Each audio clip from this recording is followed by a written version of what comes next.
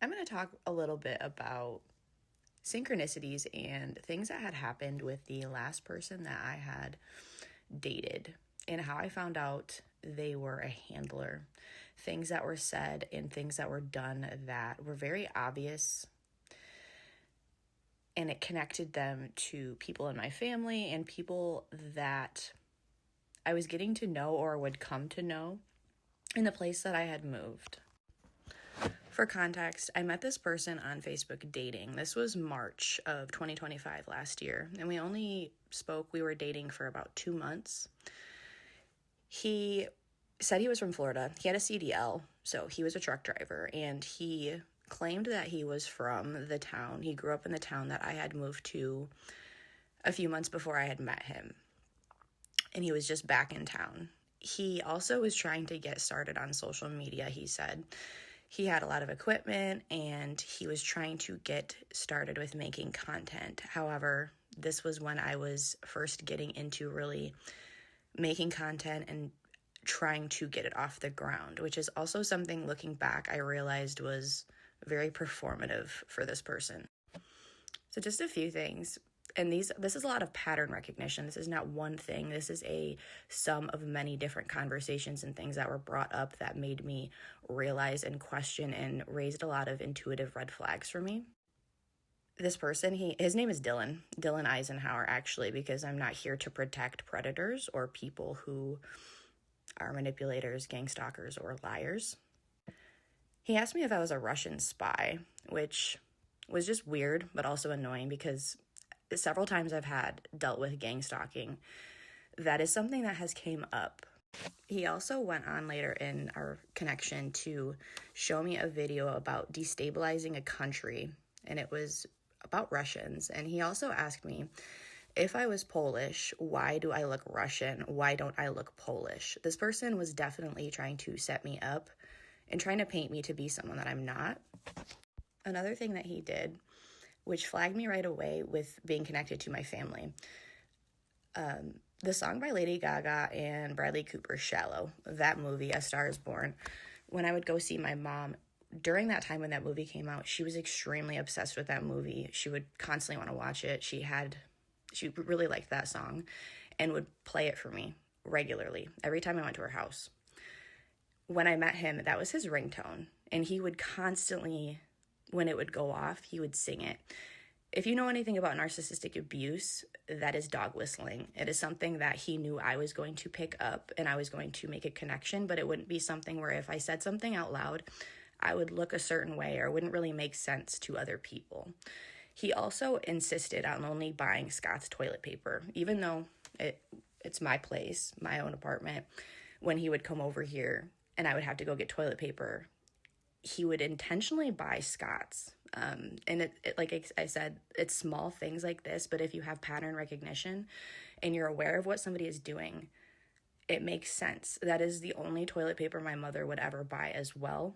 And he made it a very apparent point to bring this up several times in our connection. Again, something that to the outside eye would not look like a big deal. Just a side note, but narcissists also use different things from people from your past to bring up trauma or to trigger you. I've had narcissists actually wear cologne or perfume of people who are abusive in front of me, knowing that because I had said something about it or I spoke about it. Just knowing that is going to trigger a certain response out of you. He also talked about having a friend who is connected to the dark web, and I had asked him more about this, but he did not want to go into detail about this, and I think he realized he was talking a little too much. When I had started dating him, I'd say a month or two into that is when I had got a job at the dispensary here in West Branch, and I was talking about that the other day with Craig, someone who worked there, talking about how he had connections to the dark web and could get anything within 10 days, which then led me to understand the connections between him and people who were gang stalking me and working against me in my town. He would also frequently talk about using ecstasy or MDMA in his past. And I would always tell him that is not something I would ever be okay with doing. And he would get very frustrated with this to the point where the Holy Spirit was telling me not to leave drinks around him, not to let him cook food for me anymore. This was around the end of our relationship. Another thing that was always odd was he would always cook. He would not let me make food when he was with me, to the point where he would get upset if I tried to make my own stuff for myself, and then he would try to gaslight me and make me feel bad on top of it. Another thing that he said was that he, quote unquote, my life would be so much better if my ex-wife was dead. This was towards the end of our relationship, where I was realizing that he was definitely a handler, but also there was this energy that he was a warlock and he had down low tendencies. He also said that he envied.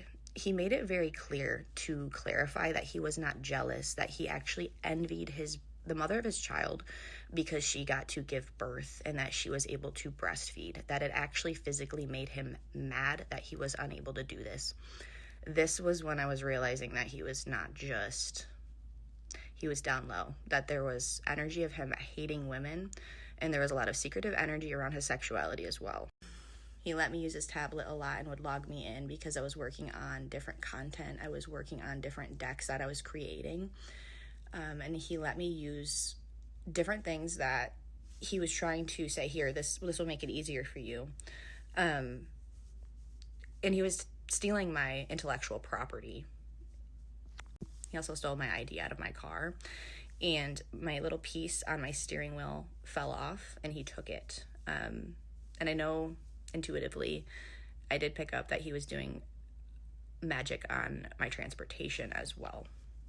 He would also instigate issues with my neighbors. There was a time when he had the windows open and somebody walked by my window and he said, that lady was just talking crap about you and your kids. And I did not hear her, but he was very convincing. I didn't say anything to this person, but I was upset about it. However, he was trying to get me to react in that moment in a certain way, which I did not do. In hindsight, I'm realizing he was saying these things, and he was working with my neighbors to a certain extent to get me to react to look like somebody I am not. I have neighbors across from me as well who I have spoke to maybe once or twice. They don't talk to me. They don't say hi to me.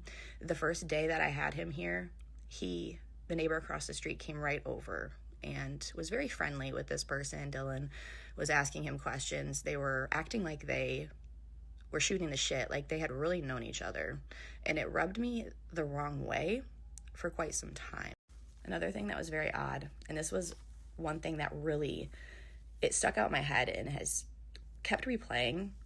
We were watching a show together and he explicitly said to me, my favorite genre of movies is hitman turned lover.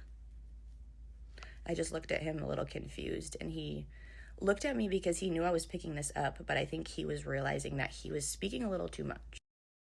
Also because he was trying to get into content. He constantly had mics, he constantly had cameras. He would wear like a body cam camera. And I asked him several times if he was recording. He would always deny it or tell me when he had certain stuff on, but looking back in hindsight, he was constantly trying to record, document, and set me up to look like someone I'm not. He was also very obsessed and infatuated with AI, to where the point where whatever content he was trying to make, he was going on ChatGPT. He was using AI for everything. And if you know anything about gang stalking, about handlers, about anything about what I'm saying, you'll understand that they often use AI for fabricating messages, fabricating videos, fabricating photos. And looking back, that is definitely something that was a very clear indicator, and this person was very sloppy. The thing about handlers and narcissists, a lot of this, when you really sit back and think about certain relationships, not just everybody, but certain ones, if you know that person was a handler, pattern recognition, intuition, just understanding pattern recognition, having a strong intuition is going to save you a lot. Because one thing about handlers, one thing about narcissists, because anyone who does this type of thing, anyone who gang stalks, anyone who monitors for someone else, anyone who's doing this type of thing, they're a narcissist at the very least. And one thing about narcissists, they love to talk. They often will expose themselves. They will always expose themselves if you're just listening, and if you have the ability to recognize patterns and link back certain conversations you've had with other people, certain triggers, certain dog whistling techniques. you can see people for exactly who they are.